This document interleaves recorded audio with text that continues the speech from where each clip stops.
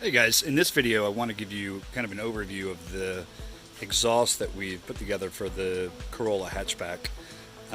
All these pieces that we've created, from the header there to the catted mid-pipe to the catback, all these pieces are essentially modular, which means you don't need all three components to complete the kit. You could run just the header to your factory mid-pipe and your catback. If you wanted to, you could run just the catted mid-pipe to your factory header and your factory catback, or obviously just the 2J catback would mate up to your factory mid-pipe and of course your factory header. So you don't need the entire kit to complete your exhaust in your Corolla, but obviously if you have all the pieces, you're going to make the most power. And we've got the dyno up there on the website. We're going to do another dyno probably next week. We've changed the design of the header, which has taken us added probably another month and a half to what we were doing, because I wanted a set of step runners in the header, which means we bumped up the piping size right at the collector, which we added a little bit of top end by doing it that way. And of course with the 2-liter being a non-turbo, I mean, you really want to extract the most amount of power that you can out of the car. So I felt like nobody would really care if we, especially during COVID, if we spent a little bit of extra time modifying our first gen header and going ahead and just putting in that modification. And that way everybody gets the updated version instead of doing like a version 2 later, then upsetting the early adopters, of course. It's got a big 1.5 inch spike inside the header. I doubt you can see it, but yeah, a little bit right there. We are running the EGR tube. Every header that you get, you just run your wideband, your primary O2 right into the header.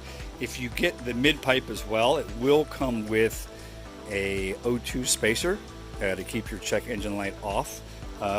We have a high flow cat in the mid-pipe, and of course the resonator.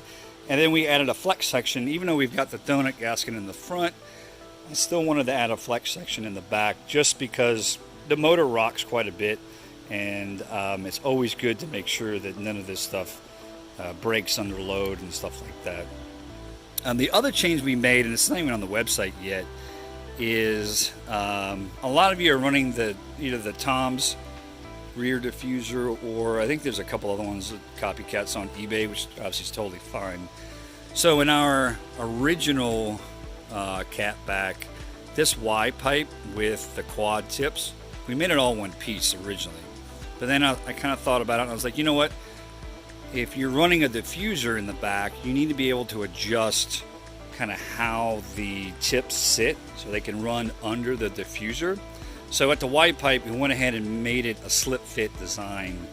That way you can adjust the tip height in the back to clear the diffuser, or on our car, shop car, we've got just where we kind of trim the rear valance. We'll show you how to do that later in the video. So that way you can set the height for that as well. But we wanted to make sure that when you get it, like I said, no matter what you have in the back, you can adjust that height so that everything fits. And then obviously in the rear, the catback, we added the long resonator in the back. That way you kind of quiet the car down a little bit. So if you have the full system, the header, the high flow cat, the resonator in the mid pipe, another resonator in the catback, and then we've got the slip fit on the tips. All right, thank you guys so much. We appreciate your support. And then in the coming days, we'll be posting up the new dynos with the stepped header and sound clips and all that stuff. Thanks.